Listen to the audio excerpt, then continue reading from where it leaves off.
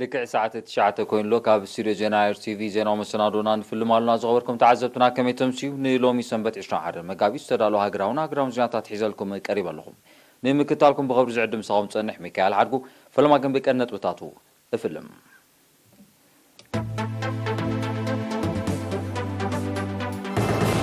أبي زوبا عن سواس هانت أستاذ حريميتي تحتاج المشروع بحرشاوي لمعات عبد السوات ويقدرانه ماكل ما يوصل تناتا سرحتنياتات متوع باستفلالي عود ما يتزلزل 254 سرحتنياتات مريغم أبي زوبا عن سوانا أبات سحن قرازونا قل قلوت تعناو مغريز با ماكلات خفيفة أبي زيناتات وصاي روسيا بزوبا كريميا وتدرو لممد كم زكاريت قيلتا أبي آيسلاند حيال من بارو سجلسة ساتو قمرة تخشي منجستي أستراليا بسنك حركات علقلقة بكفلها غير نيو ساوث ويلز وتوتسوناي وان حركات انقاقة أوجو زرز زينا أبي زوبا عن سواس تهانس أستات حريميتي تحت كرتي مصنو أبي حرشاو لمعات أبي عالسواتو يقبر كمزلو جنفر ميسو حرشا قليزم وكليرينا تسفانكيل جبريس نزدالو زينا وتصبصاب دانايت جبريوات ኣብ ዞባ ዓንሰባ ዝተሃንፃ ኣስታት ሚእቲ ትሕተ ቅርፂ መስኖ ኣብ ምዕባል ሕርሻዊ ልምዓትን ምኽዕባት እቶታውነትን ዓበ ኣስተዋፅኦ ይገብር ከም ዘሎ ኣብ ጨንፈር ሚኒስትር ሕርሻ ሓላፊ ዕቃበ ሓመድን ማይን ልምዓት መስኖን ኣቶ ዘርኣይኖር ምስ ኤሪና ኣብ ዝገበሮ ቃለ ምሕተት ገሊጹ ቅድሚ ናጽነት ኣብ ውስን ከባቢታት ንኡዞባታት ከረን ዒላ በርዕድን ዓተከሌዛንን ዝተዋደደ 20 ናይ መስኖ ትሕተ ቅርፂ ጥራይ ከም ዝነበረ ዝጠቐሰ ኣቶ ዘርኣይ ኣብ ዝሓለፈ ናይ ናጽነት ዓመታት ኣብ ዝመዳይዚ ብእተገብረ ወፍሪ ኣብ ኩለን ንኡዞባታት ዝተዘርግሐ 80 ተወሳኺ ከም እተሰርሐ ብኡ መንፅር ድማ ኣብ ልምዓት መስኖ ርኡይ ምዕባለ ከም እተመዝገበ ሓቢሩ ምኽዛን ማይ እቲ ናይ መወዳእታ ሾቶ ኣይኮነን ህዝቢ ነቲ ዝተኸዘነ ማይ ኣብ ልምዓት ምውዓል ውሕስነት መግቢ ብዓይነትን ብዝሕን ክረጋገጽ ክኽእል ኣለዎ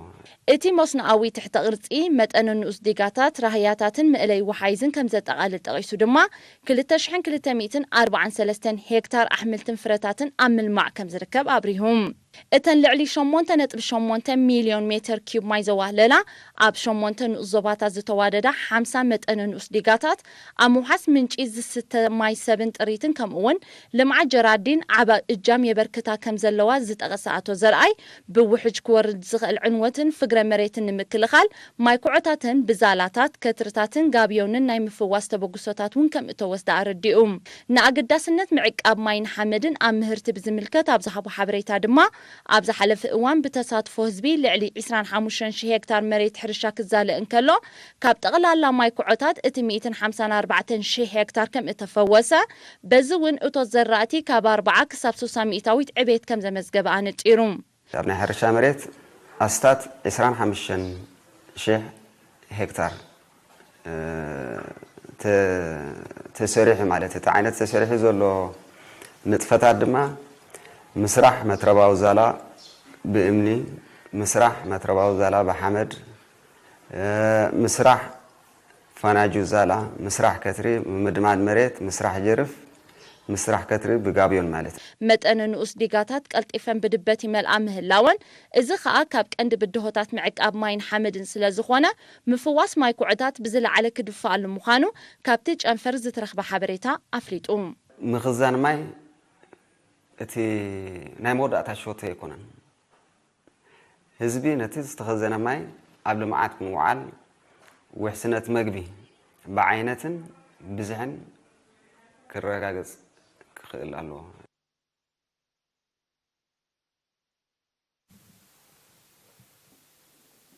ናብ ካልዜና ብንሰግሩ ሃገራዊ ኮንፌደሬሽን ሰራሕተኛታት ኤርትራ ንሸውዓተ ኣዋርሕ ኣብ ማእከል ሞያዊ ስልጠናታት ሰራሕተኛታት ምጽዋዕ ብዝተፈላለየ ሞያታት ዘሰልጥኖም 154 ሰራሕተኛታት ኣመሪቖም ወኪል ኤሪና ደምሳስ ጸጋይ ንዘዳሎ ጸብጻብ ገረ መስቀል ገርዝጌር ከቕርቦ እዩ ሃገራዊ ኮንፌደሬሽን ሰራሕተኛታት ኤርትራ ኣብ ማእከል ሞያዊ ስልጠና ሰራሕተኛታት ምጽዋዕ ብዓውዲ ሞያታት መባእታ ኮምፒተር ኤሌክትሮኒክስ ኤሌክትሪሲቲ سرعة موعين مزحلن كمبيوتر نتوركينج ከምውን ጽርበት ዕንፀይትን ሓጺንን ዘሰልጠኖም ካብ 42 ትካላት ዝተዋጽኡ 44 ደቂ ኣንስትዮ ዝርከቦም 154 ሰራሕተኛታት ብ18 መጋቢት ኣመሪቑ። ኣብቲ ዋና ጸሓፊ ሃገራዊ ኮንፈደሬሽን ሰራሕተኛታት ኤርትራ ኣቶ ተኸስተ ባይረ ዝተረኽበሉ ስነ ስርዓት ምክትል ዳይሬክተር ናይቲ ማእከል ኢንጂነር ኣኽሊሉ ኣስመሮም ሃገራዊ ኮንፈደሬሽን ሰራሕተኛታት ኤርትራ ኣብቲ ብደረጃ ሃገር ልዑል ኣቓልቦ ተዋሂቡ ዝስርሓሉ ዘሎ ህንፀት ሞያዊ ዓቕሚ ዜጋታት ምቕሉል ተርእዮ የበርክት ከም ዘሎ ጠቒሱ ማእከል ሞያዊ ስልጠና ሰራሕተኛታት ምጽዋዕ በብዓመቱ ኣብ ዝህቦም ስልጠናታት ዓበይቲ ምዕባለታት የመዝግብ ከም ዘሎ ገሊጹ እቲ ማእከል ንጥፈታቱ ብሰለስተ ዓውዲ ሞያታት ከም ዝጀመረ ኣብዚ እዋን እዚ ግና ብሸውዓተ ዓውደ ሞያ ስልጠናታት ንምሃብ ኣብ ዝኽእል ደረጃ በፂሑ ምህላው ዝገለጸ ኢንጂነር ኣኽሊሉ ኣብዚ ሳልሳይ ዙርያ ሞያዊ ስልጠና እቲ ማእከል ምስ ዝተፈላለዩ መሻርክቲ ብምትሕብባር ዘመናዊ መሳርሕታት ዓጢቑ ዓይነታዊ ስልጠናታት ክህብ በቂዑ ከም ዘሎ ኣረዲኡ ወኪል ሰልጠንቲ ብጊድኣ መማህራን ኣብ ኣጠቓቕማ ግዜን ምትሕልላፍ ፍልጠቶምን ዘርኣይዎ ልዑል ተገዳስነት ከምኡውን ብሰልጠንቲ ዝተንጸባርቐ ፍልጠት ክትቀስም ናይ ምድላይ ሓያል ባህጊ ኣብ ምዕዋት ስልጠና ዓብዪ ተራ ከም ዝነበሮ ብምጥቃስ እቲ ብክለሳ ሓሳብን ግብርን ዝተዋህበ ትምህርቲ ዝያዳ ኣብ ግብራዊ ስራሕ ዝጸቐጠ ብምንባሩ ኣብ መደባት ልምዓት ዘይነዓቕ ኣበርክቶ ከም ዝህልዎ ኣብሪሃ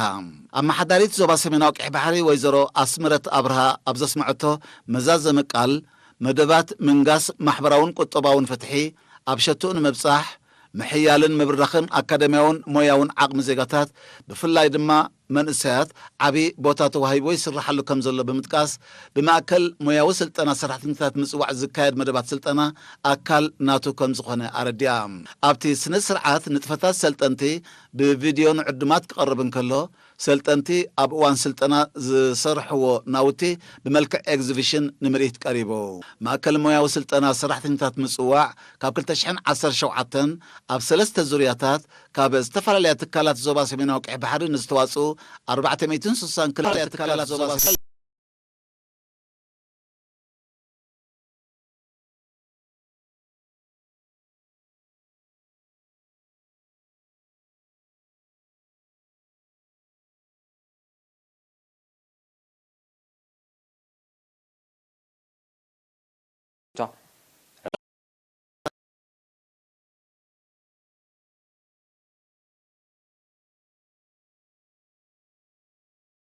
ከረን ዒላ ብርዒድ ዓዲ ተክሌዛን ሓጋዝን ክወሃብ ጀሚር ዘሎ ኣገልግሎት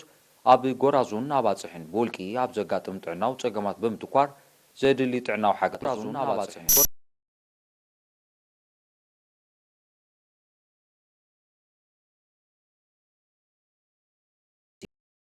ጎስጓሳት ከም ተኻይዳ ሓቢሩ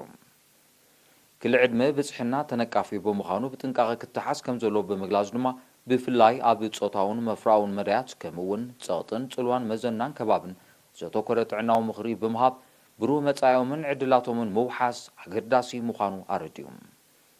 ነዚ ኣገዳሲ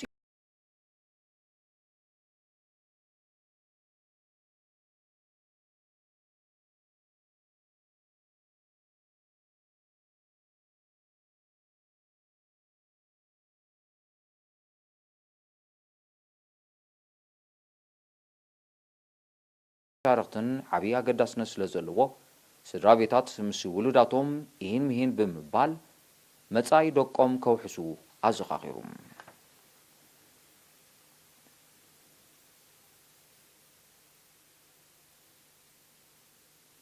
ኣልማዕቲ ጀራዲን ፋጡማ ዓርን ዞባ ፎሮ በብዋኑ ዘንቆልቁል ዘሎ ምህርቶም ክብ ንምባል ምኽሪ ሰብ ሞያን ሕርሻን ደገፍ ምምሕዳር ንኡ ዞባና ሓቲቶም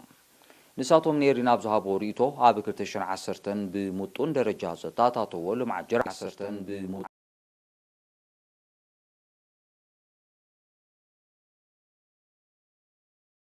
ድማ ተምርን ኣራንሽን ከም ዝተኸሉ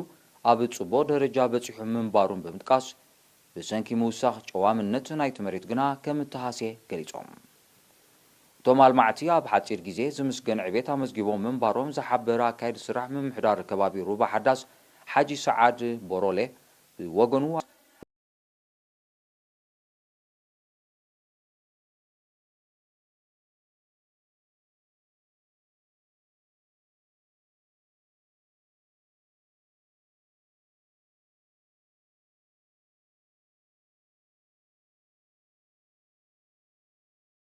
أبي جوامنتو بمزيادو وتتاونتهم إن تراخمة كم زمتة أرديهم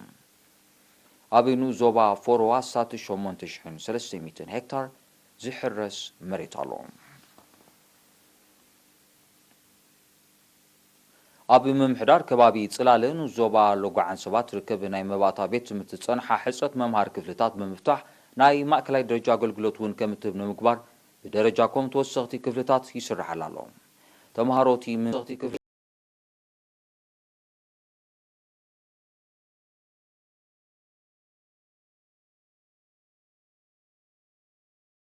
قرات كوينو مصنحو زحبرتا محرارتي ممحدار كبابي ويزورو محرت ولد جبريل اتسرح زلو كفلتات مستزازمه ناب ماكلاي درجا كتسغاغرلهم زلوم تسفا غليصام أما حدارنو زوبالو قعان سباتو أبراهام حقوس نتي زسرح زلو كفلتات دحر معزاب نستوس دتوق صوب مقوالو كفلتات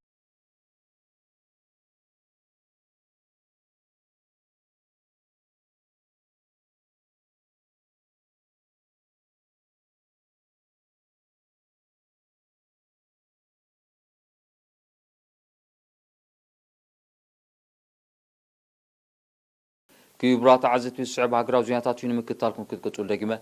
بغبر عدم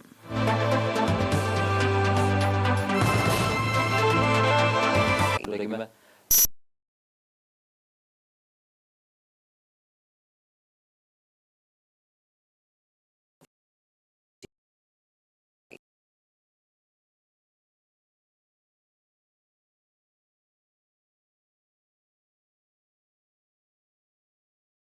ممد وتادراو عامرو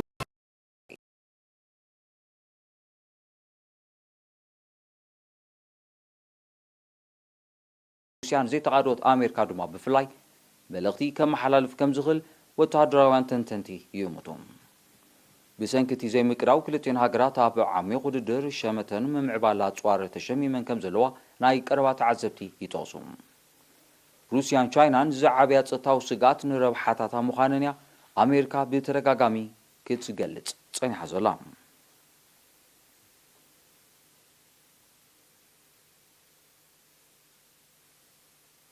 أبا إسلام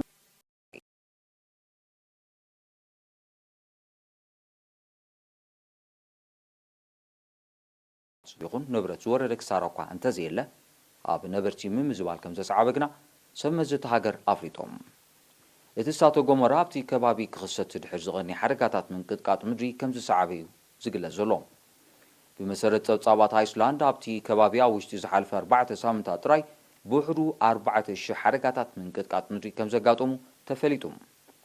اب ايسلاند كاب 2014 ندحار عمتاوي كاب 1 حساب 3 نوس حركاتات من قدقات مدري كم زخصتون تنكي حركاتات ساتو قمرا كخون كم صنحون اتهم تصابات يحبرو أو كلتشن عصر تناب تهاجر بزقات مساتو قمرة أشعة سوات كم تمزابلو لعلة الشعة تيمتي الشح براتات كم تسنخلن يذكرون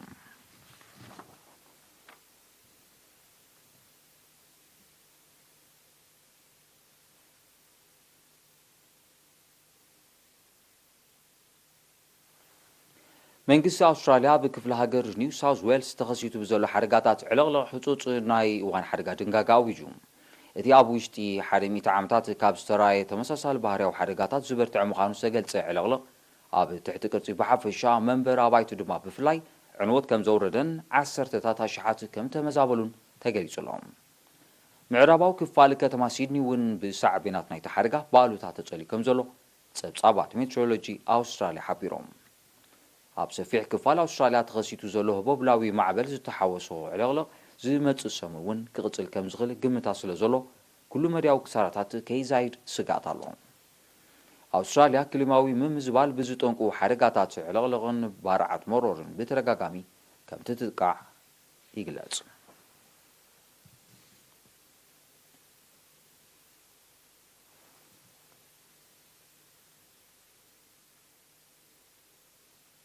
نموداتا زينام منقص أفغانستان نعطو قجل طالبان منقوم استجمر زت سلام كقتل تسمامعهم اتي قلتاو سمع بكتما موسكو بستقايدن أمريكان تشاينان باكستانن أبز تساطفو زت سلام كم تبصحة تقليزهم ወከልቲ ክልቲኦም ወገናት ዝርርብ ክቕፅል ድልዋት ምህላዎም ብምርጋጽ ኣሜሪካ ሰራዊታ ካብታ ሃገር ክትስሕብ ዝኸተመቶ ስምዕ ከተተግብሮ ጉጅለ ጣሊባን ኣዘኻኺሩ እዚ ከምዚ ኢሉ እንከሎ ተሳተፍቲ ናይቲ ዋዕላ ዝኾነ ሃገራት መንግስቲ ኣፍጋኒስታንን ጣሊባንን ስምዕ ምቁራጽ ተኽሲ ክገብሩ ጸዊዐን ኣሜሪካ ኣብ ኣፍጋኒስታን ኣዋፊራቶ ዘላ ሰራዊት ክሳብ ዝመጽእ ወርሒ ግንቦት ሙሉእ ብምሉእ ክትስሕቦ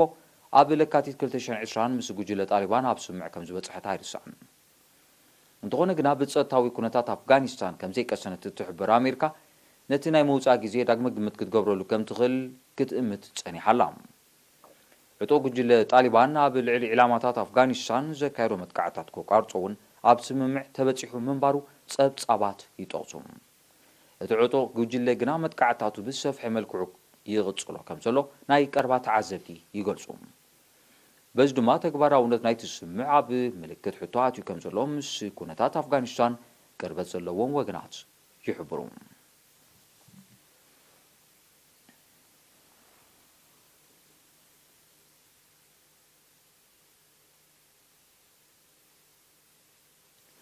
ክቡራት ተዓዘብቲ ንሎም ሸስተዳሉ ዜናዊ መሰናዶ ኣብዚ ፍጸም ስለምክትታልኩም ኣዝየ ዘመስግን ዝተረፉ መደባት ኤርቲቪ ሓድጎኩም ብወገነይ ግን